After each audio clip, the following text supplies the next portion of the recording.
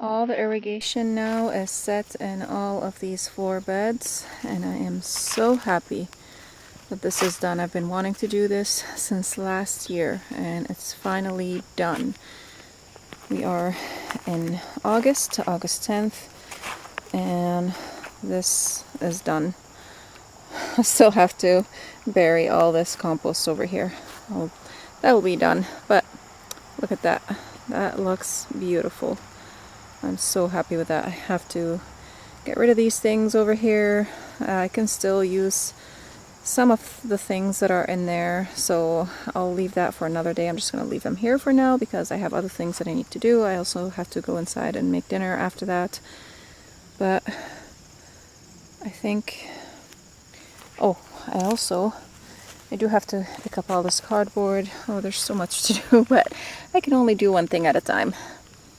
I do like this, however, over here. I prefer it over what I did before, and I just put an elbow in here. That's because this is the end of this poly tubing over here, and I put another poly tubing, connected it to this faucet, or whatever it's called. I forgot its name. It's technically a faucet, and another poly tubing, half-inch poly tubing elbow, and then I went off over here with this poly tubing, and I took these 1/4-inch strip tubings, 6 of them in each bed, and I just did the same thing in each bed, except over here in these older setup, this is how it looks like, and that just uses a lot of stuff, and I think it's a kind of a waste. That was I think my second time doing drip irrigation, and now I think that it is best to just do it on the side over here because it just saves on a lot of these elbows and joints and all that, and that adds up over time when you have a whole lot of beds to do. Like, you know, I have all of these over here, these, and all of these beds, all of them. So we got probably like 20 beds, I think, something like that. I'm not counting, I think, so we have beds that are 16 foot long and beds that are 12 foot long, and these beds are divided into 2 beds. I don't think I'm counting them all individually. I don't know. I'll have to go back and count the beds 1 bed at a time and see how many beds I actually have, because they are divided. So now I think I'm going to harvest some zinnias, and then I'm going to go to the front bed and do some weeding because that bed has been overtaken by weeds, and I want to plant some gomphrena in there. I probably won't be planting the gomphrena today. I'll probably do that tomorrow. But the weather is so nice today. I wish I was able to get out here earlier. It's alright. I was able to do all this. That's wonderful. Actually, I'm thinking I probably won't be able to do much today. I'll just harvest the zinnias and go inside because I do have to make dinner. I have to feed my people. So I'll see you again tomorrow.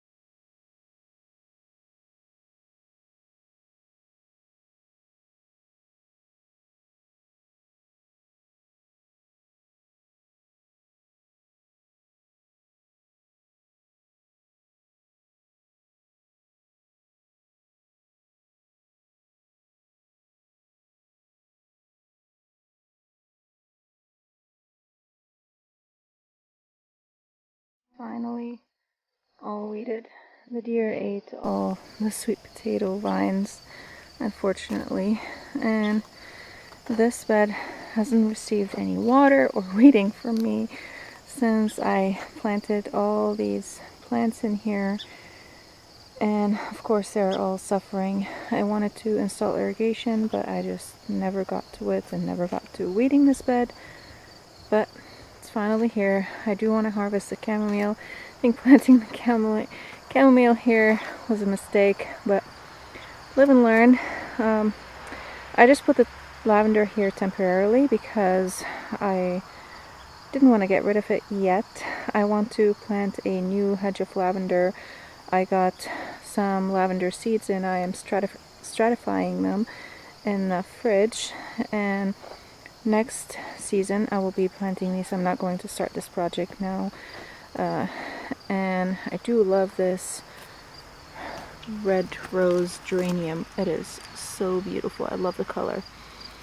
But I love the smell of the lavender and also of that stargazer lily right there. Such a beautiful fragrance. And the carnations, I just didn't get anything out of them because, again, I wasn't able to water anything, so everything kind of struggled and they all got smothered by the weeds. I do need to put some mulch in here also, but I wish if I was able to water things, then this basil would have grown a lot bigger, and that basil over there as well, and the calendula. And I need to shear back the veronica and the lavender. And I also did plant some basil over here on this side, but they all died, and some more of this, what's it called? This is not flax, this is something else. Chia seeds, I think? I'm not exactly sure. But they grew a lot bigger than I was thinking. I had a really cool idea for this area over here, and I really hope that I'm going to be able to implement it next season. I don't know, but right now I'm just going to focus on putting down the irrigation. I'll do that tomorrow, and let me give you a view from this angle. It is getting dark, so it's really difficult to see. I'll give you another view tomorrow morning, and you guys will get to see kind of what it looks like. It is a bit of a mess. I'm not gonna lie, it is a mess, definitely. And the deer just keep coming and eating all of my phlox and the sweet potato vines, so these things really hadn't had the chance to actually grow and flower. They grew tall and the deer just kept coming and eating them. I have to reapply my deer repellent, but right now I'm just gonna stop and go inside and eat dinner. Okay guys, it's the next day, and right now I'm going to work on setting up the irrigation and cutting back perennials, and I will be done with this bed for now. I might put down some mulch. I only have 3 bags left of the black mulch. From now on I'm just going to be using wood chips for mulch because that's free and it decomposes really well into the soil, and once it decomposes it provides a lot of nutrients. So that's what I'm going to be using from now on. The black mulch is beautiful, but to just continuously purchase it, it becomes expensive. It also has a dye in it, so I don't know how that will affect the soil. And since I am going to be planting in here lavender and roses that I'm going to be using for herbal tea, I don't think that I'm going to want to have dyes in here. I just want to keep it all organic because I don't know what the dyes do, if they affect the food, if they go all that, like if they go into the soil and all that. So I'll just be using wood chips from now on.